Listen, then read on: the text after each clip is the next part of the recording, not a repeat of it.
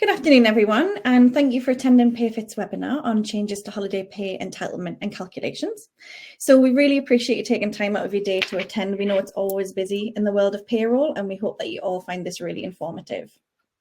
So during the webinar, you can see the chat box. You can post any comments or questions that you have, and we'll try and set aside around 10 minutes at the end to answer them. But if we don't get to them all, we will still follow up with you all privately as well. So I'll just start by introducing myself. At PayFit, I'm part of the CCR team, so I help our customers with the PayFit app, with any legislation questions, and then I also support other areas of the business like this Power Hour. And Rebecca's now going to introduce herself for you as well. Hi everyone, thank you for joining us today. I spent months reading and understanding the new holiday pay and entitlement legislation. I'm very excited to share my knowledge with you. For those of you who know me, I'm very passionate about payroll legislation. As a payroll expert at PayFit, I make sure that we are always compliant with the latest legislation, and I keep my colleagues and our customers up to date. Today, I'll walk you through the new rules for calculating holiday pay and entitlement for regular, irregular, and part-year workers. Whether you already know a little bit about the changes or it's all brand new to you, I hope it's going to be much clearer by the end. I also tend to speak quite fast, so feel free to ask us to slow down, especially if you're struggling with the accents. I'll hand back over to Kay to talk us through to get us started. Well, thanks, Rebecca. Just a note, as Rebecca said, you've got two Geordies hosting this webinar, so we're putting on our poshest accents for you all, but if we get a little bit too Ant and Dec, just let us know in the chat, or there might be a translation tool for you somewhere to use as well. So the key changes we're going to look at today include holiday pay for regular workers, holiday pay for irregular or part-year workers, and holiday entitlement for irregular or part-year workers. So just a note, I know that there can sometimes be some confusion with what a worker is and how it's different to an employee.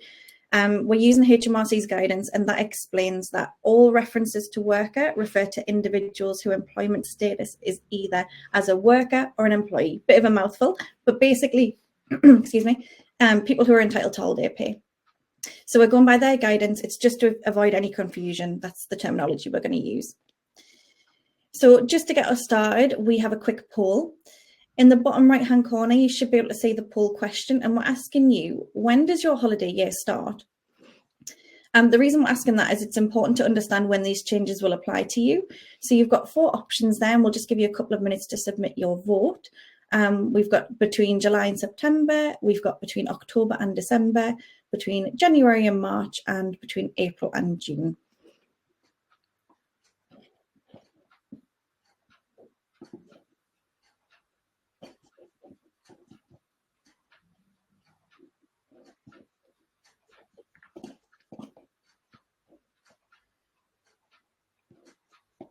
Okay, I think we've slowed down a little bit, so I can see quite a big majority are either January and March or April and June.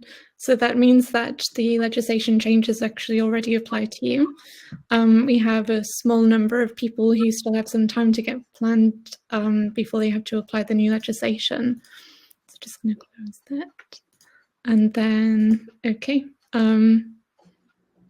let's get started. So I'm going to take you through a high-level overview of the changes over the next 3 slides, just to give you some context, but then we're going to do a deeper dive into each of them.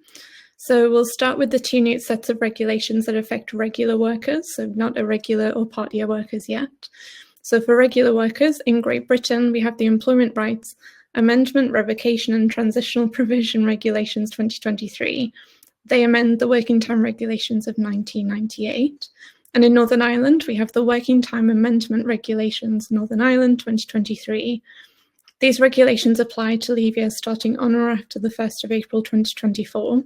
So if your holiday year starts in January, your changes won't apply until January 2025, so you still have some time. It's important to check when the new legislation applies to your business, because applying it too early will mean that you're not compliant. Both legislation changes confirm the additional payments that must be included in holiday pay calculations for regular workers. These changes are going to ensure that your workers aren't financially impacted when they take their annual leave. Okay, let's talk about holiday pay and entitlement for the irregular or part-year workers. So just as a side note, with the UK elections tomorrow, we have Labour currently polling the highest, which means that 0-hour contracts could become a thing of the past. This could potentially mean that a lot of these changes become irrelevant, but let's ignore that for now. So these changes are part of the Employment Rights Amendment regulations that I mentioned on the previous slide. It means that they're only applicable to Great Britain and not to Northern Ireland. They change how you calculate holiday pay and holiday entitlement for your irregular workers. So the irregular workers are those such as 0-hour contracts or seasonal staff, or part-year workers. And a part-year worker, they're classed as a part-year worker if they have at least 1 week of unpaid work, at least one unpaid week in their contract. So just like the changes to the regular workers, these also take effect for leave years starting on or after the 1st of April 2024. Throughout the regulations, the calculations refer to a rate of 12.07%. However, depending on your worker's terms, you might need to use a higher percentage. To simplify this, I'm going to refer to it as the relevant percentage, and I'll go into more detail on that later. Now, for some things you'll need to consider when you implement the new legislation. So for all workers, it's crucial to implement these changes at the right time and to the right workers to keep you compliant. Holiday pay and entitlement are stated in the workers' terms of employment, so changing them means that you need to consult with your affected workers and then vary their contract. Communication is key to reducing the number of questions you receive from your workers. You also might need to update absence policies or company handbooks to reflect the changes. And if your company already offers a holiday scheme that's more favourable to your workers, you can continue to use that. The new legislation is simply here to make the alternative options legal and standardised. I'll hand back to Kay now so she can dive deeper into the changes for regular workers. Thank you. So now that we've had an overview of the general changes and the legislation, we'll start by looking at the changes to holiday pay for our regular workers. So all workers currently have 4 weeks of statutory leave provided under the EU employment regulations and a further 1.6 weeks under the UK working time regulations. So for a 5-day worker, this is where we hear the 28 days mentioned quite a lot. So we've got 1.6 weeks from UK working time. We times that by 5 days, where we get 8. We then have 4 weeks from the EU employment regulations, times that by 5 days, we get 20 days, and that's where we get that total of 28 days from. You can also calculate holidays in hours if you have workers who have varying hours each day or week as well, but for this one, we're just talking about the days at the moment. For regular workers, the importance of this is that the 2 blocks of leave attract different payment rates if the worker's pay often varies. So for example, they've got overtime and commission payments. The EU entitlement must be paid based on the worker's normal pay, while the remaining UK entitlement of the 1.6 weeks can be paid at the worker's basic rate. So these changes apply to everyone in the UK, so that's both Great Britain and Northern Ireland. There are a few differences, so we will just make a note of those when they are different. Previously, we had to use case law to tell us which payment types to include when calculating the normal holiday pay. Calculating the normal pay for holiday pay, but the new legislation confirms all of those payments, so we don't need to remember the different types of case law anymore. Normal pay is based on payments intrinsically linked to performance of work, such as allowances, shift bonuses, those sort of things. And then we have payments relating to professional or personal status qualifications, so i.e. increased responsibilities, length of service. And there's no need to include your expenses or your benefit in kind. We did have a pre-submitted question, which I'm just going to touch on now. So it's, what if you have team members that are due to receive commission every 3 months, but they're not always awarded the commission based on their performance? For example, if they only get paid 2 out of the 4 times in the previous 52 weeks, would that still count towards regular pay? And therefore, should that be included in holiday pay? So how frequent do the additional payments need to be happen to be paid as part of the colleague's normal pay? So have we got any payments that are sort of sporadic, but they are there and employees can get them? Unfortunately, the regulations don't define regular payments. They say regular payments over the last 52 weeks. So individual employers are going to need to decide what those regular payments are. Just a word of caution though, if workers don't agree with that calculation, you could risk being taken to a tribunal. and you would then have to backdate any calculations anyway. HMRC, unfortunately, just doesn't define regular payments, so it's something that employers are going to have to decide on themselves. So the average pay calculation is based upon 52 weeks of pay information in Great Britain or 12 weeks in Northern Ireland. We exclude any weeks not worked or any weeks on statutory sick or parental leave, and that also includes things like adoption or statutory carers leave as well. So, as I said, there's some differences. It's slightly different for Great Britain and Northern Ireland in this instance. In Great Britain, we look back up to 104 weeks, which is 2 years, to get the 52 weeks of data. In Northern Ireland, we can only look back up to 24 weeks, and that's to get 12 weeks of data. So if we don't have the full number of weeks, we use the weeks that we do have to calculate the average normal pay. The reason that we talk about possibly needing to look back 104 weeks, even though we're only looking for 52 weeks of data, is just because of what I explained. There may be weeks not worked or weeks where the employee was paid statutory sick, for example, and we need to exclude those from the calculation. So I know I've said weeks a lot there. Hopefully that makes sense. Just before we move on, I'm just going to check to see if we've got any questions. I don't think we have at the moment. So I'm assuming everyone's following along great. So I'll hand over to Rebecca to start us off on irregular or part-year workers. Thank you. Okay, I mentioned earlier that the regulation changes for irregular or part-year workers use 12.07% as an example. That percentage is based on the statutory minimum entitlement, but if you offer a higher annual leave entitlement, you need to use a higher percentage. So remember, I'm going to refer to this throughout the webinar as a relevant percentage. So it's either going to be 12.07% or a higher percentage for your company. Sorry, I'm going to explain where the 12.07% comes from and then how to calculate your own relevant percentage. Okay. So the statutory minimum annual leave entitlement is 12.07%, and it equates to 5.6 working weeks or 28 days, as Kay mentioned, for a 5-day worker. So that's 5.6 weeks multiplied by 5 days gives us the 28 days. However, if you offer your workers more than the statutory minimum, you'll need to use that higher percentage. But don't forget that within your business, you might have some workers with a higher entitlement than others.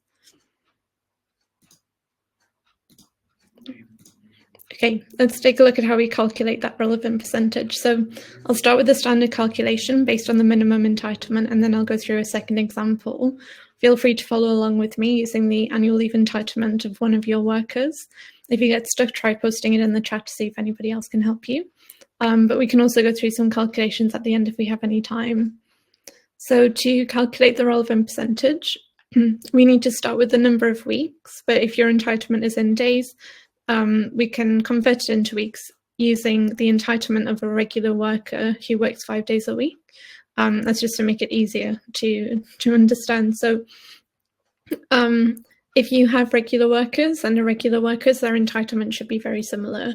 They shouldn't be disadvantaged just because they're not working regular hours. So in this example, we have in the standard example, we have 28 days plus 8 bank holidays, which gives us the 28 days, and then we divide that by 5 to give us a 5.6 weeks. So now that we have the entitlement in weeks, we can calculate the percentage. So to do this, we need the remaining weeks in the year where the worker is expected to work. So we take 52 weeks in the year minus the 5 weeks annual leave entitlement, leaving us with 46.4 weeks. We then calculate the annual leave weeks as a percentage of the remaining weeks, which gives us 12.07%. In example 2, if we apply the same method, using an entitlement of 25 days and 8 bank holidays, they have a full entitlement of 33 days. We divide 33 days by 5 to give us 6.6 weeks. We then subtract 6.6 weeks from 52 weeks. That leaves us with 45.4 weeks remaining. We divide 6.6 weeks by 45.4 to give us a 14.54%. I hope that makes sense, but we can come back to it at the end if you do have any questions. But I'll just have a look in the chat and see if we have any more questions for now.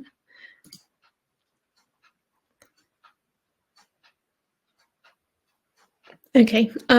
Lisa has said we've come across an issue with the calculation being lower than the hourly contracted pay for regular workers who do regular overtime. But when there's a pay increase in the last 52 weeks, they were on a lower rate and they end up worse off with this new rule. We pay real living wage, so it's still above the national minimum wage. So the holiday pay calculation, it either needs to be the basic rate or the average pay, whatever is higher. So in this case, if their average pay is lower than their current basic rate, then you'll need to pay that basic rate. I hope that answers the question. Laura, our calculations for pay are based on 52.143 weeks per year. Would that make any difference? Let me have a think about that, and I'll either come back to it at the end or see if I can find any guidance. I know that the HMOC guidance is all just referring to 52 weeks throughout, though it doesn't mention using a higher number of weeks, but I'll have a look and get back to you. Okay, I think that's everything so far. So I'll hand back over to Kay to talk us through accrued annual leave entitlements for those irregular and part-year workers. Thank you. So remember that changes for irregular or part-year workers is only applicable to Great Britain and not Northern Ireland. Just to note as well, employers can choose if their workers will accrue holiday pay or an entitlement. And we'll go over the first method, which is for irregular or part-year workers to accrue a bank of leave. So in this first method, the worker accrues a bank of leave as an entitlement. So they'll have an annual leave entitlement that they can take in the exact same way as a regular worker. The entitlement is calculated as a percentage of the hours that they work in that pay period. And as we've been saying, in most cases, it'll be 12.07%. When they take the annual leave, they'll be paid based on their average total pay, and we'll cover how this pay is calculated in a later slide. It may seem straightforward, it may not. There's a lot of legislation changes here to get your head around, but it does become a little bit more complicated when we consider that when they're on statutory leave, they still need to accrue annual leave. So for this, we have a separate calculation, which I'll cover on the next slide, just so you can see an example of each. It might make it a little bit easier to understand. If they take sick or statutory parental leave, as they're not working any hours, we need to work out how much annual leave they should accrue. And that's important because they still accrue annual leave even when they're on sick or parental leave. So if we look at the next slide at the calculation. So to calculate this, we calculate their average hours using up to 52 weeks of pay history. And as I said earlier, we look back at 104 weeks to get that 52 weeks of data. The difference in this case is though we exclude weeks of statutory sick or parental leave, we do include weeks not worked. And that way, they're not simply receiving annual leave based on an entitlement of 52 weeks of hours if they've actually only worked 10 hours in the last 2 years. We then multiply this by the relevant percentage that we looked at earlier. So in our example here, we have 5 weeks to look at. So feel free to follow along as I talk you through it. You can always come back to it in the recording afterwards as well if you need to. So we have 35 hours worked in the first week. We have no hours in that second week. The third week, they're on sick leave. And then the fourth week and the fifth week, we have 14 hours and then 18 hours worked. This means we include week 1, 2, 4, and 5. And remember, we ignore week 3 because they were on sick leave that week, but we do include the unworked week. So we're going to add these hours together and we get 67 in total. We're then going to divide that 67 by the weeks that we have to include, which is 4. That then gives us average hours of 16.75, which we would then round up, always round up and never down in this situation. So we're going to round that to 17, and we're then going to multiply that by the 12.07, which would give us 2.0519 hours. I'm just going to check the chat before we go any further, see if we've got any more questions. I did just respond to Lisa where she's asked to double check for regular workers with overtime. Our holiday year starts in January, so we don't need to apply this until January 2025. So the legislation is in place now, so we can definitely do it. For regular workers previously, we had some case law, but as I've mentioned, it wasn't very clear, so a lot of employers haven't done it. Now that we have legislation, though, there's no really we have to implement it. Well, so I'll just hand back over to Rebecca there. I think that's all the questions at the moment. Okay. So now we'll talk about holiday pay for irregular or part-year workers. Remember again that these changes apply only to Great Britain and not to Northern Ireland. There are two types of holiday pay calculations for these workers. One is when they're paid for their accrued annual leave entitlement that Kay's just covered, and the other is rolled up holiday pay, also known as RHP. So let's start with that. Okay, so in 2006, the European Court of Justice deemed rolled up holiday pay unlawful, which made it very difficult for us to know what was actually allowed. The new legislation clarifies things and means employers can now lawfully use rolled up holiday pay. It means that workers receive holiday pay on each pay slip. They won't be paid holiday pay when they do take their annual leave, so they do need to budget their pay. You'll also need to make sure that they do still take their holidays. Holiday pay is calculated as a percentage of their total pay using the relevant percentage that we referred to earlier. This differs from regular workers, where at least 4 weeks of holiday is based on their normal pay, which is using particular payment types. For irregular workers, we use total pay, which includes everything that they're earning. When calculating a percentage of the worker's pay, the rounding is really important. I'm going to explain that on the next slide. You must display the holiday pay clearly on the worker's payslip. It's not just HMRC's guidance, but it helps both you and the worker to reconcile the holiday pay. It also reminds the worker that they won't receive holiday pay when they take their annual leave, and it might be helpful to display the total holiday pay that they've accrued over the holiday year. Let's have a look at an example calculation. Okay, so here we have a worker's pay, including 56 hours, paid at £18.73 an hour, a company bonus of £500 and a £50 salary sacrifice pension contribution, totaling £1,498.88. Now, on the rolled up holiday pay calculation on the right, this is where it looks a little bit more complicated, but it's just due to the rounding. To ensure workers aren't underpaid, instead of simply multiplying the total pay by the relevant percentage, we need to divide the total pay by 100, round it, then multiply by the relevant number and round it again. So in this example, we divide £1,498.88 by 100, gives us 14.9888, which we round to £14.99. Multiplying by 12.07 gives us 180.9293, which we round to £180.93. The payment must be displayed clearly on the worker's payslip as rolled up holiday pay. That's in HMRC's guidance. If we didn't round in the middle, it would be £180.91. So only a slight underpayment at GP, but it's still an underpayment. The rounding, by the way, is up or down to the nearest penny. So in our example, it was up both times, but you might need to round down. It's just normal rounding rules. Okay. So far, rolled up holiday pay doesn't seem too bad, but it gets more complicated. As with all workers, holiday calculations don't stop when they're on statutory sick or parental leave. As they're not being paid their usual pay during these leaves, we need to look at their average pay to calculate a rolled up holiday pay top-up. So to calculate that average pay, we look at up to 52 weeks of pay information. The calculation is quite similar, but not the same as regular workers. I'll talk you through this on the next slide. I'd recommend displaying the rolled up holiday pay top-up as a separate item on the payslip if possible. It's going to be easier for the worker to see that it has been calculated and then easier for them to reconcile. Okay, let's look at the calculation. So this calculation is used in two scenarios. So just as we've seen, it's for the rolled up holiday pay top-up for when the worker is on statutory sick or parental leave. Secondly, it's for those irregular or part-year workers that Kay was talking about who are accruing a bank of leave. When they take their leave, they need to be paid some holiday pay. There's two key differences in holiday pay between regular and irregular or part-year workers.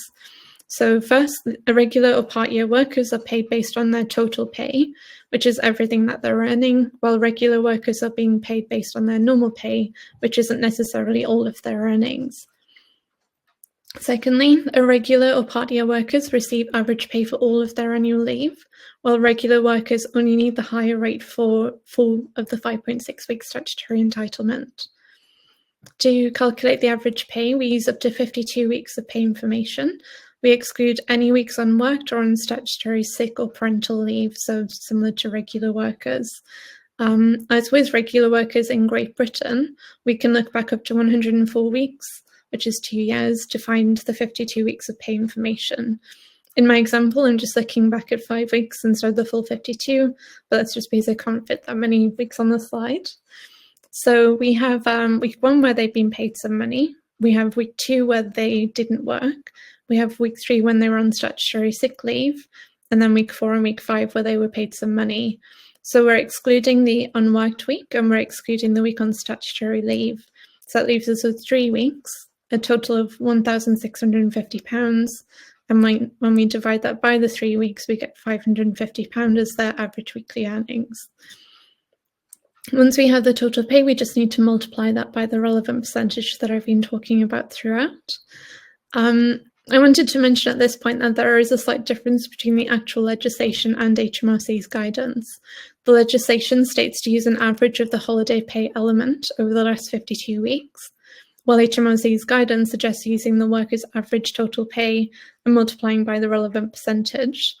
I recommend using the total pay calculation, which is HMRC's guidance, because it's a lot more detailed, and it's also where your workers are probably going to be looking to check if their calculations are correct. So now you know how to calculate holiday pay and entitlement for regular, irregular, and part-year workers. We will be sending out a recording of this webinar, so you can refer back to these example calculations, where we can answer some more questions about the calculations if we have time at the end. Before we move on, we'll just see if we've had any questions. Okay. So Diana has asked, with 0 hours, we pay every 3 months holiday pay earned with the amount of hours worked. They work shifts at basic pay and night shifts at a lower rate, which we put down as overtime. Will the night shifts still be calculated at the 12.07 for the hours that they've worked? Just reading through that again.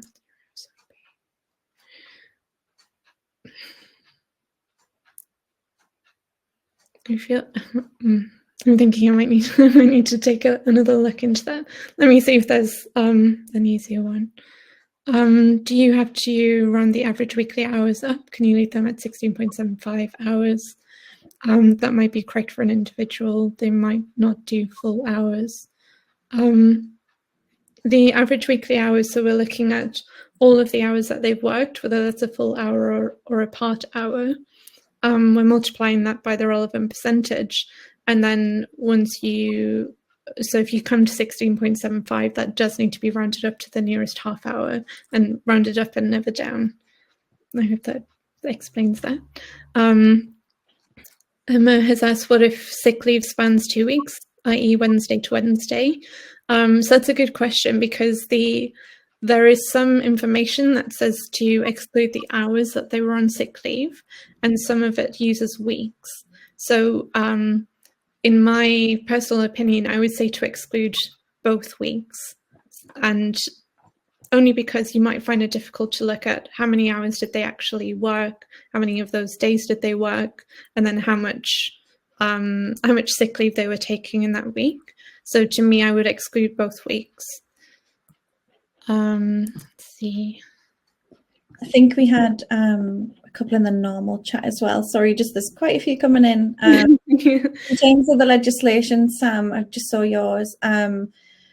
You'll get a recording of the webinar anyway, but yeah, basically there's legislation. If your holiday year starts in January 2025, that's when it would apply to you. So it's any holiday years after April 2024. So it's whenever yours starts. So for example, if yours starts January, then it would apply from 2025 for you. Hope that makes sense. Just trying to catch where they all are. Matt, just seen yours there. How do people keep track of this average weekly pay for holiday pay? Is it done by a payroll provider? No, yeah. So basically, hopefully your payroll provider, if you're not using PayFit, it would have a report that you could export for that. But yeah, I don't want to say that you're not expected to manually look back, but you do need to look back at those 52 weeks. So hopefully there is a report in your system that you can export, and it will show you that information, whether it's an official holiday report or not. If there is nothing and you were kind of doing it really old school on Excel or something like that, and not that we can use that anymore, but you would have to manually calculate it. But hopefully your payroll provider or a bureau, whoever you use, would be able to help you with that. I think we should move on for now and then come back to more questions at the end. Yeah. Okay, I'm going to pass over to you, Kate, for a quick poll. Fab. So we have another poll in the bottom right-hand corner that should be popping up any second for you. I'm just going to make sure everyone can see it. So what we want to know is, what is your favourite Taylor Swift song? No, hang on. We're in a different webinar. We want to know what your which holiday method will you use for your irregular or part-year workers? So there are 5 options: accrued bank of annual leave, rolled up holiday pay, both, I'm not sure, or I have no irregular or part-year workers. We want to know that partly so that we can continue to improve our side of things in the PayFit app for our customers and see which features are most important to you. So we'll just give you a moment to submit your vote. If you have submitted, feel free to answer my other question as well. I'm here waiting. In the chat, there's no poll for that. Okay. Too many options on the poll.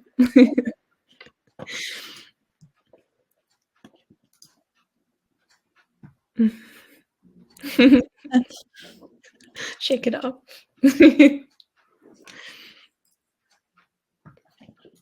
Which one's your favorite though, Kay? Do you have a favorite? It's like choosing a child, I imagine, if you've got. Okay, let's have a look at the poll. Okay, good. Quite a few people have no irregular or part-year workers, so that sounds like it's going to be a lot easier for you. Next, it's rolled up holiday pay, which I think is interesting. And then accrued bank of leave, and we've got a couple of people who aren't sure, some who are doing both. That sounds complicated. Okay, let's move on. I'm going to pass back to you, Kate, to cover the slide. Thank you. So we've got a few pro tips here from us at PayFit. So first of all, check when your holiday year starts and when those changes apply to your business. I've seen we've got a few of the questions in the chat that have popped up, so this might just recap on that for you. So it's really important to remember the legislation applies from the 1st of April 2024, meaning that if your holiday year started back in January, these changes won't apply until January 2025. However, if your holiday year starts April the 1st or afterwards, then you should already be applying these changes or getting ready for them coming in. If workers are affected by the new legislation, consult with them before your holiday year starts. So as we said, it might be worth having an informal chat with your employees first of all, if they are irregular or part-year workers, and just getting some feedback.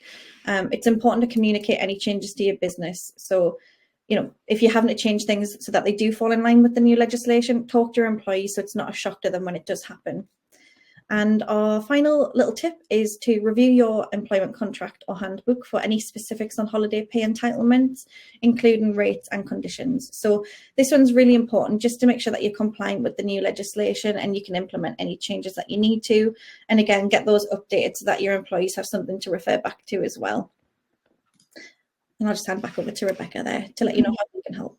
Thank you. So let's talk about how PayFit simplifies the holiday calculations and make sure that you're compliant with that new legislation. Firstly, PayFit automates the normal pay calculations for regular workers.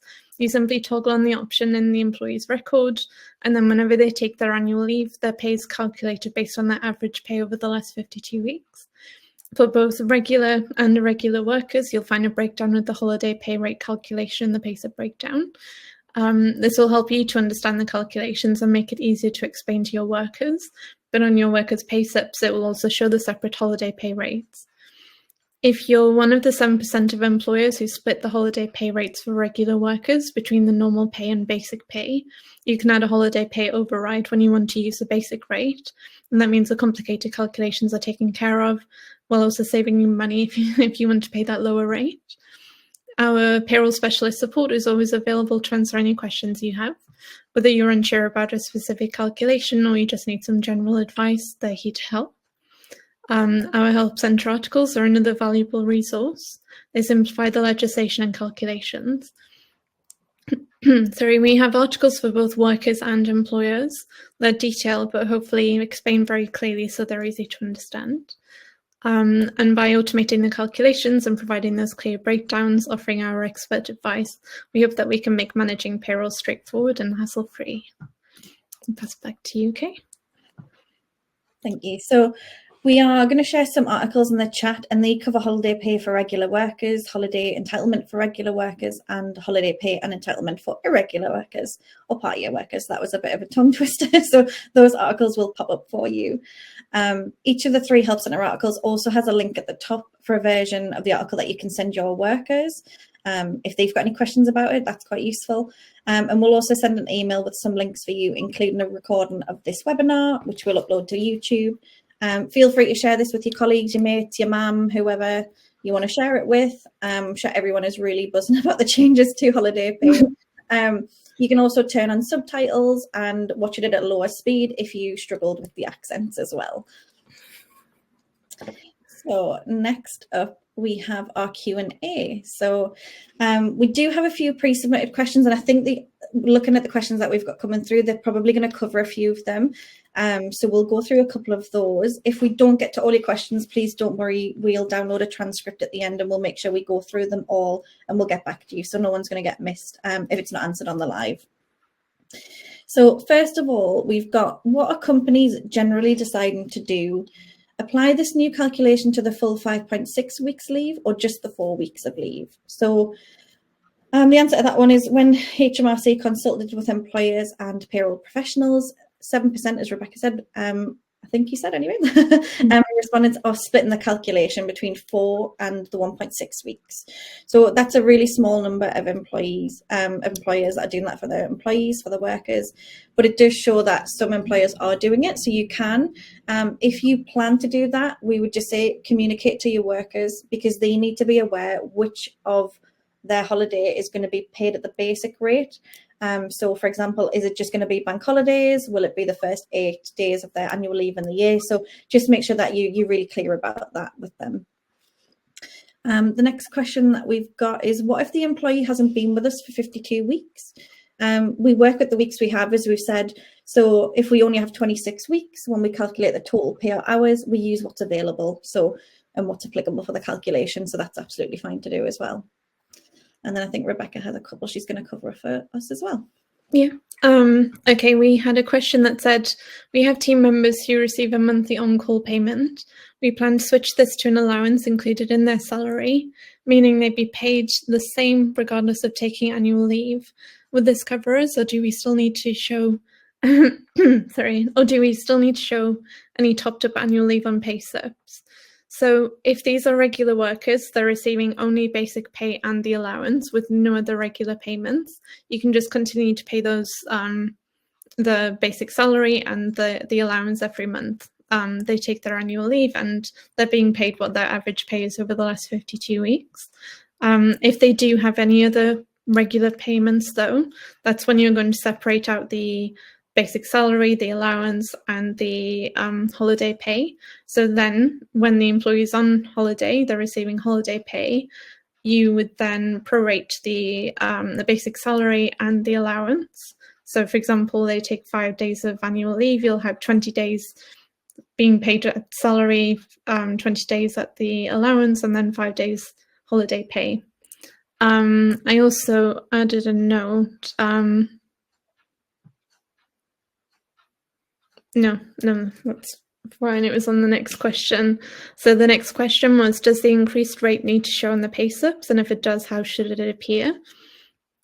If the holiday pay rate is higher than basic pay, it's going to be clearer to display it separately on the pay slip as holiday pay. In PayFit, it details the number of days and the rate for the leave. It even breaks it down depending on the week that they took their leave, because we're using a different set of 52 weeks for that calculation.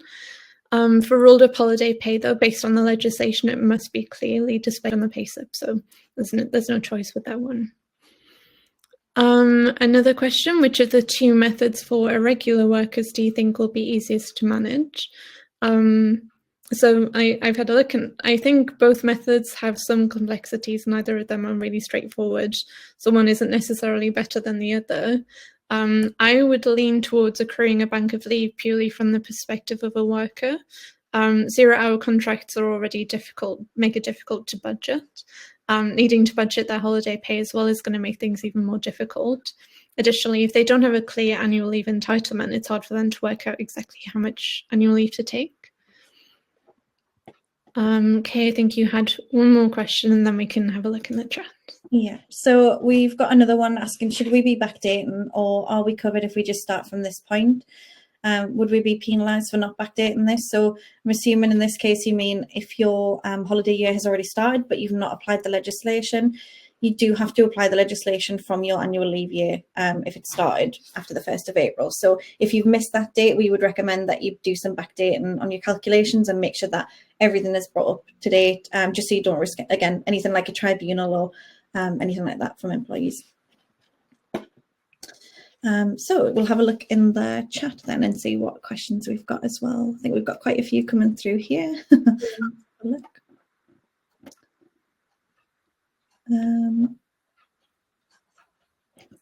Both. Apologies, we've got a few in the chat and a few in the questions. So let's just pop into the questions. We'll have a look in here first. If we have, let's have a look. So if we have people with regular payments outside of their salary, like commission, can we increase their holiday entitlement and therefore not worry about this legislation? For this, Rebecca, please feel free to correct me if I'm wrong. You just need to make sure that this is to make sure that you're meeting the minimum. So if you're paying, I guess, way above the basic rate and the normal pay, you don't need to worry about that. This is to make sure that the employees or workers are protected, to make sure that the minimum is being hit by everyone. So if you want to pay your employees way more or a little bit more, that's fine. You don't need to worry about that legislation. I think that's covered a couple of questions actually looking at them, but it's just to make sure that you are compliant. So we would still recommend, well, I would still recommend that you are familiar with the legislation just in case there's any changes. But yeah, if you're paying above and beyond, then you don't need to worry about that. I think we had another one. Samsara, I think you asked the same sort of thing, that if you're paying at a normal rate of pay or above, like more than the minimum, do we need to action the changes? You still need to be aware of them, but they probably won't apply to you because you're hitting more than you need to. So I agree with everything you said. That's good news. Do you want me to go through them, Rebecca? Are you happy? Yeah, do you want to read them and I can maybe add some? Of course. So we've got in here, on the payslip, would you need to show a deduction in basic pay for when they are on holiday and then show a payment for their average holiday pay? So yeah, I would, if you're paying the average holiday pay, I would recommend that, I think I mentioned this earlier, you have the salary and that's for the days that they were working. And then you have the holiday pay, which is for the days that they were on annual leave. So definitely separate it, because it's, if you're adding both of the payments together, the worker isn't going to be sure what they're actually being paid for. And as I mentioned a few times, workers are probably going to be a lot more aware of this now. So you want to prove to them that you are doing the calculations. It should stop you getting a few questions on that. Fab. Another one. So would a term time person be classed as a part-year worker? So term time, it depends on whether in their contract it specifies that they have weeks that are unpaid. If they are paid throughout the year and then they are paid annual leave for the summer half term, I can't think of what that's called, summer holidays, if they're being paid for every week, then they're not a part-year worker. Let's just find another. A couple of them are similar, so I'm just trying to make sure we don't duplicate. Holiday pay reports in PayFit. Karen, if you just reach out to your CCR and we can direct you to anything in the app for you. We've got one from Fran. We don't have any irregular or part-year workers, but some employees do pick up overtime. Does this new legislation apply? Yeah, if they are receiving overtime regularly, definitely. I would recommend just doing, if you're using PayFit, you can just toggle on the option for all of the workers and then it's calculated automatically. Because to be on the safe side, I would recommend doing this calculation for everybody, especially if you know that they have overtime commission or any of the regular payments. So yeah, if they have any overtime, I would definitely recommend doing that. And to kind of go back to what Kay was saying, it's difficult to know what exactly is regular. My suggestion would be that to really cover your back to do that calculation, just in case your worker decides, I think it is regular and I should be paid a higher amount of holiday pay. Let's have a look. I'm just seeing if we've got any other questions that we've not quite touched on.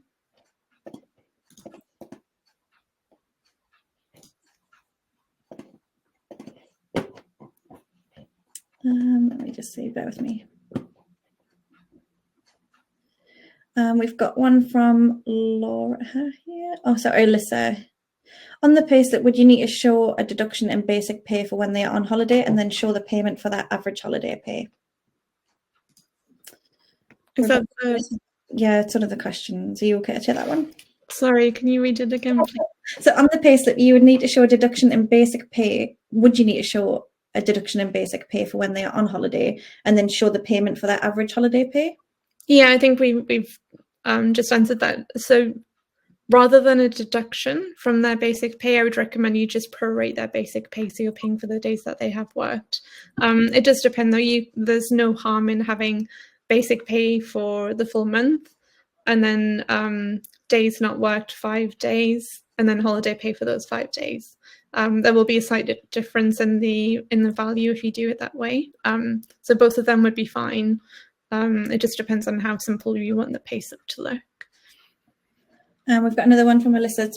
I think this is based on what I was saying earlier. So what do you mean paying above the minimum? Minimum of what? So if you're paying the minimum entitlement of holidays that employees needs to get, so basically what we've covered today. So this is how you would make sure that you're covering at least the minimum. Some employers, when I say minimum or above, it might just be that they have like an enhanced holiday scheme. So it could be that they pay everything at the normal pay rather than the basic rate. So in that case, they don't need to worry about splitting that calculation. And it could also be that they pay more than, if we're looking at a 5-day worker, where they're getting their 28 days on holiday, you might have someone who offers, I don't know, really generous 50 days of holiday a year, so they wouldn't need to worry about that as well. So that's what I mean when I'm talking about the minimum. Let me just see. So prior to the current changes, Rebecca, one for you, sorry. Prior to the current changes, we used to pay accrued leave over 12 months in the following year as per our contract and showed as a separate line. I assume we can carry on under the new legislation, but with the new calculations. So is that paying one lot of holiday pay at the end of the 12 months? Is that what that means, Kate? I'm not sure. We used to pay accrued leave over 12 months in the following year as per our contract and showed on a separate line. I'm not sure. Maybe, do you want to follow up on that one for us and then we can try and answer? If we can't get it back to it now, we can follow up with you. Or if I think you might be a customer of ours, so just feel free to drop a ticket in for your CCR as well. Let's just see where we've got. So we have 3 0-hour employees, all on irregular hours. They are entitled to above the statutory holiday entitlement, 22 and 26 days per year, so higher than the 12.07%. Does this mean we don't need to action anything with this new legislation? So. Yeah, again, it's the same, isn't it? Where if you're doing more than the minimum, then that's fine. Like this is to protect those, to make sure that everyone is paid at least the minimum. If you pay out time off in lieu days, would this need to be included in the pay and added to work out? So for our paying lieu days, would this need to be included in the calculation? I'm not sure on that one, Rebecca.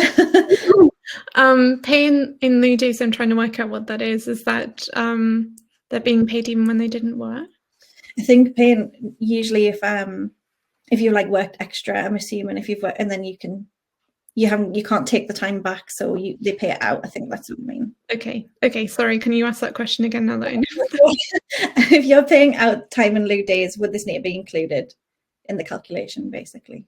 If that's for regular workers, for regular workers, yeah, definitely. For Yeah, I think it's a regular payment, so definitely for regular workers, and it would be classed as part of the worker's total pay. So for irregular and part year workers, yeah, you want to include that extra payment. We've got another one. We normally process absences a month in arrears. Would we be okay to do this for holiday absences? Yeah. Yeah. I can't see any reason why not. No, that should be fine. As long as they're getting paid what they're due, it shouldn't be a problem. Yeah. We pay. Oh, sorry, jumping. We pay an annual bonus to our employees. Would this need to be included in the average pay calculation for the purposes of holiday pay? I think if it's only once a year, I'd suggest that it's not regular. It's up to you as an employee to decide if it is regular, but I think the exact wording is regular over the prior 52 weeks. So if it's only once over the last 52 weeks, I'd probably say that it's not regular, but feel free to include it if you want to. Yeah. We've got one just a bit confused. We offer 25 days plus 8 bank holidays a year, so above the minimum. Does that mean we don't have to do anything at all for our workers who receive commission? Sorry if I've completely misunderstood the whole thing. So for that one, again, it's making sure that you're paying them at the right rates as well. So I guess if you're paying them at the basic rate and they're getting commission, then you'd need to take that into account, basically. If you agree, Rebecca, that's where that would come in, because you're already paying them above in terms of like the days that they get. But we need to make sure that the payments are correct for them in that case. Yeah, exactly. So the entitlement is fine. It's above the statutory minimum. For the pay, you do still want to include all of those average payments. So just because you're paying more holiday pay and that you're paying for more days of annual leave, you need to make sure that at least 4 of those annual leave days are being paid at their average normal pay and not just their basic pay. I hope that helps. I'm just scrolling back a little bit to see if we've missed any. Sorry, it's moving quite fast on my screen. So Rachel's asking earlier, can I ask about the guidance I've read where part year workers are entitled to a full year's entitlement and it shouldn't be prorated? So part year workers, I think I know what you mean. Part of the confusion and why this is now being cleared up is that part year workers were could let's say, for example, they only work 6 months of the year. They based on the old rules, you could say that they're entitled to 28 days. But in fact, they haven't worked a full year. It doesn't make sense for somebody who's only working 6 months of the year to have the same annual leave entitlement as somebody working the full year. So this is why we're now changing it so that for a part year worker, they're accruing annual leave based on the days that they are working. So they're only actually accruing annual leave at, for example, 12.07% based on the hours that they're working over those 6 months. So they're going to be, they're not going to have the same annual leave entitlement as somebody who's working the full year.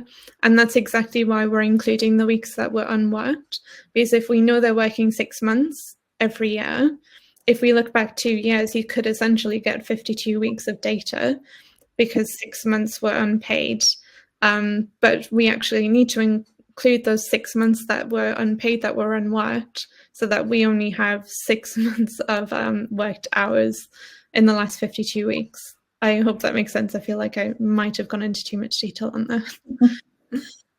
Just another one, Sandy, and just make sure I've covered your question. I'm unclear as to when the holiday pay for regular workers is effective from. When do we need to be compliant by? So the legislation is all effective the 1st of April 2024 for all parts of what we've discussed today.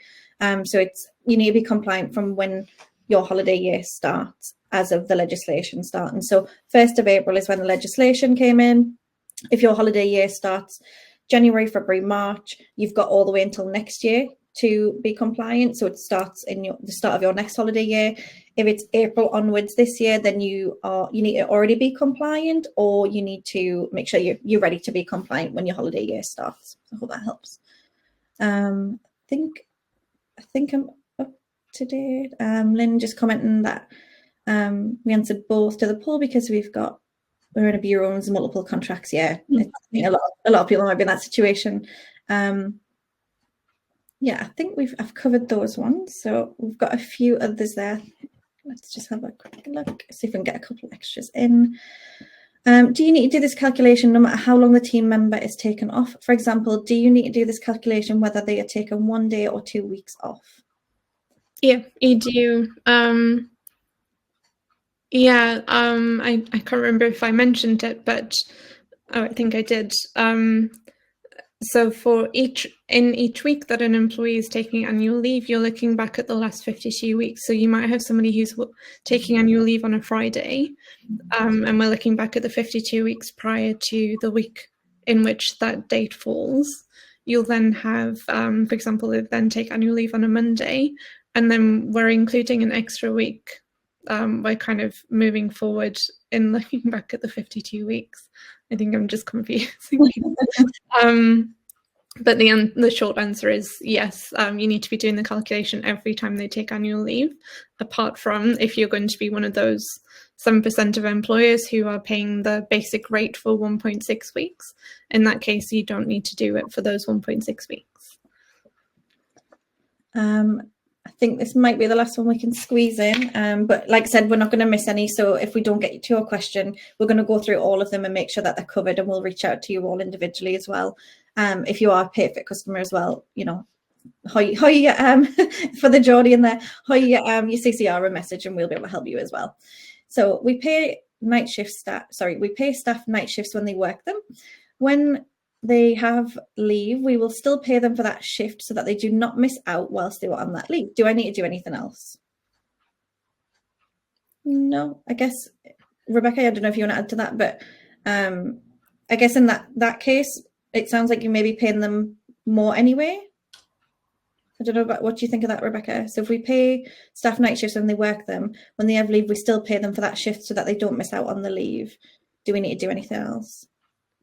So is that they're paying the night shift rate when they're taking the annual leave? Yeah, like on top of, by the sounds of it. I guess for shift workers, they are the people who are going to likely have pay that changes quite often. So you'll want to be looking at the last 52 weeks anyway when you're calculating the holiday pay rate. But if they're only pay, so if they work shifts and it's 4 shifts a week, it's always 2 night shifts, 2 day shifts, then paying at the night shift rate, regardless of when they take their annual leave, is going to be higher than, or at least equivalent to the pay that they would have received had they been working. So that sounds fine. But if they have any other payments or if their work pattern is quite irregular, then you'll want to just use the calculations that we've just been through. So I think we have got a couple of other questions. Like I said, we're not going to miss them out. We'll reach out to everyone individually as well and make sure that we have covered them all. They were coming through thick and fast there for a minute. So thank you so much for attending. We hope you found this really, really useful. If you've got, like we said, we will send out links and we'll send out a recording as well, so you can play this back. And yeah, reach out to CCRs, and we will reach out to anyone we've missed as well. So I'll let Rebecca, if she's got any other comments to add. No, just wanted to say thank you very much, and feel free to get in touch with us as well if you have any suggestions on things that you'd like to see us cover in a future Power Hour as well. If there is something that you found particularly difficult to understand in this webinar, maybe we can just do one that focuses a lot more on that. So yeah, we'd be happy to hear any feedback as well. But thank you very much. I hope you have a great evening. Yes. Bye. Bye. Bye.